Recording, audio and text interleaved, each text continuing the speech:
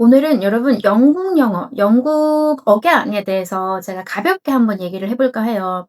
그래서 만약에 혹시나 이 영상이 어떻게 하면 영국 영어를 배울 수 있는지, 어떻게 하면 영국 발음, 영국 억양을 공부할 수 있는지 그 공부법을 기대하시고 들어오셨다면 제가 미리 사과 말씀드릴게요. 오늘은 어떻게 하면 영국 억양을 배울 수 있는지 공부법이 아니라 이 영국 억양에 대해서 제 경험 그리고 제 영국 억양 그런 딥 배경 스토리 같은 얘기를 한번 해 볼까 해요. 저는 평소에 제가 인제 영어를 쓸 때 저희 가족 그냥 일반적으로 제가 생활할 때 제가 영국 사투리를 써요.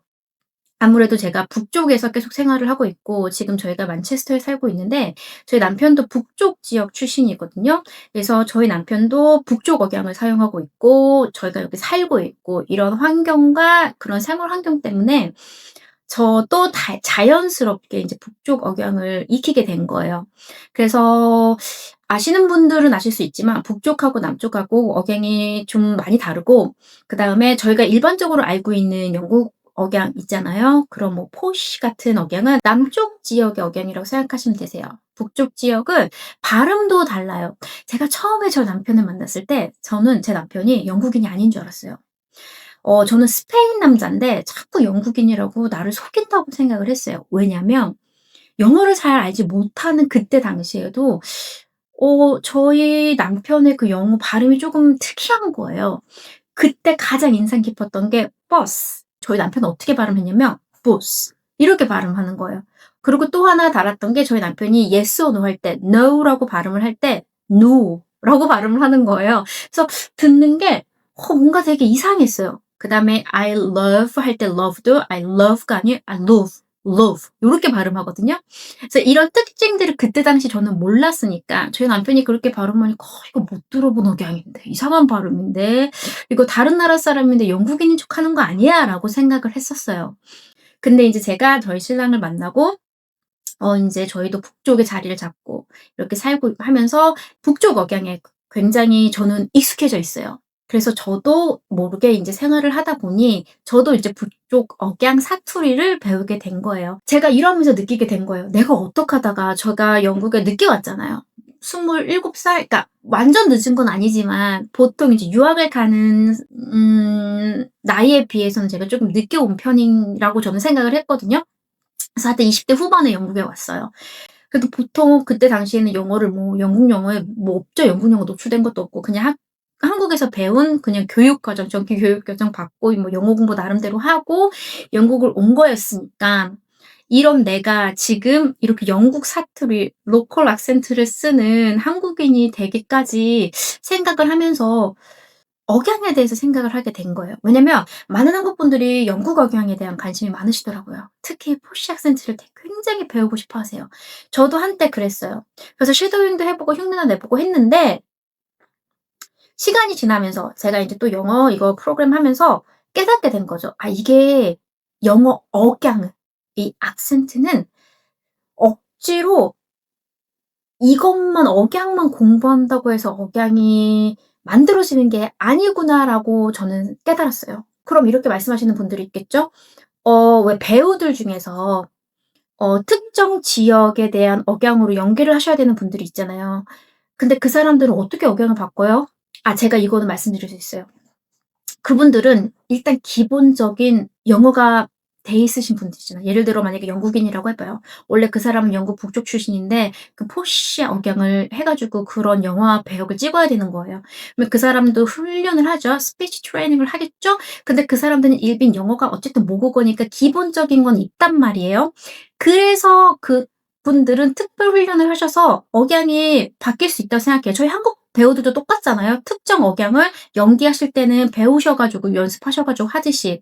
근데 이제 제가 말씀드리고 싶은 건 저희의 입장인 거예요. 저희가 배우는 입장에서 아직 영어 스피킹 그냥 기본적인 영어 구사가 자연스럽지 않으신 분들인데 그냥 영국 억양을 너무 배우고 싶어서 그 억양 흉내만 내시는 분들이 계세요. 저희 학생분들 중에서도 처음 있으셨어요.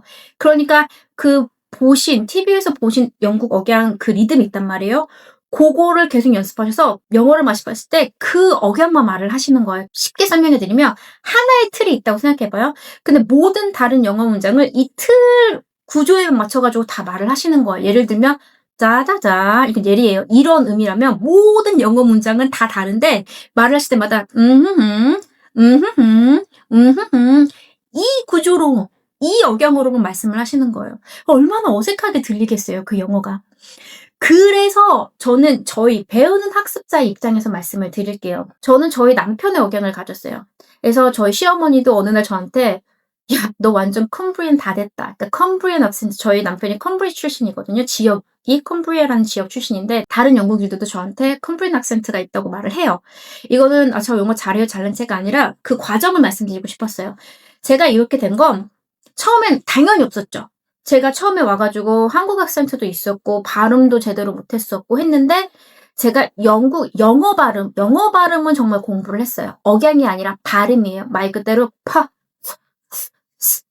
이렇게 하나하나 어떻게 영어 소리가 발음이 되는지 그건 정말 제가 열심히 훈련을 했어요. 그리고 또 하나 영어 리듬. 제가 이 영어 리듬을 자세하게 영어 리듬에 대해서 올려드린 영상이 있으세요. 요게 살짝 올려드릴 테니까 참고하시고요. 일단 억양, 영국 억양을 그건 접어두고 지금 말씀드린 다시 영어 발음과 이 영어 리듬에 대한 훈련을 집중적으로 했어요. 그러면서 인제 자연스럽게 제 입 구조가 영어에 맞는 구조로 바뀌게 되었어요. 그래서 가끔 여러분들 제가 제 유튜브 영상 보시면서 혹시 느끼셨는지 모르겠지만 제가 한국 발음을 하는데 어색하게 발음할 때가 있거든요. 영어식으로 발음을 해서 그래요. 여러분들이 못 느끼실 수도 있어요. 근데 이제 제가 편집하면서 보면 예를 들어 영어인데 그 영어를 저는 이렇게 영어 이렇게 발음을 하더라고요. 그다음에 뭐가 있었지? 그러니까 저도 말을 하면서 제가 혀가 힘들고 발음이 힘든 한국말들이 있어요. 그 스 들어가는 시옷이 들어가는 발음도 영어식으로 스를 하다 보니까 어 제 입 구조가 되게 불편하고 뻑뻑한 느낌이 들 때가 있어요, 유튜브를 보면서.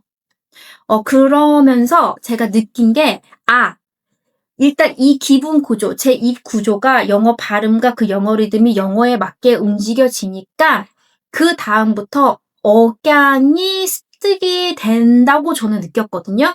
왜냐면 일단 이게 구조가 만들어지니깐요. 말을 하는 게 일단은 내가 특정 영국 억양이 아니더라도 일단 영어를 할 때 자연스럽게 뱉는 소리가 나오는 거예요. 그러면서 인제 남편하고 대화하고 주위 사람들하고 대화를 하면서 그 픽업되는 거 캐치되는 그 느낌들이 있잖아요. 그 문장을 얘기했을 때 '이 사람들이 이런 톤으로 이런 식으로 얘기를 하는구나.' 그게 더 쉽게 자연스럽게 저한테 다가오더라고요. 그러니까 저도 다음에 말을 하게 될 때 그 톤으로 그 억양으로 말이 나오더라고요.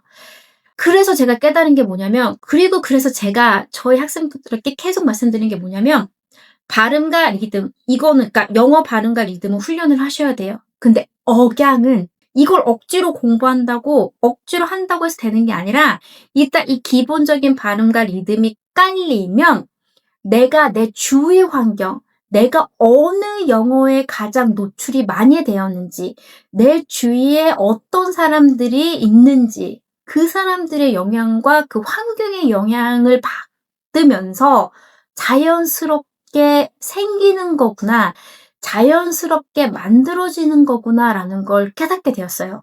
저는 정말 한 번도 제가 컴브리엔 악센트를 가지려고 공부를 해본 적이 없어요. 제가 북쪽 억양을 가지려고 공부를 해본 적이 없어요. 저는 오히려 남쪽 아까 말씀드렸죠. 그 포시 악센트를 갖고 싶어서 그런 쪽으로 영상을 보면서 섀도잉 연습하고 해본 적은 있어요. 그럼에도 불구하고 제가 계속 북쪽 지역에 살고 북쪽 사람들하고 얘기를 하고 북쪽 영국 영어에만 노출이 되다 보니 나도 모르게 북쪽 억양으로 말을 하고 있는 거예요.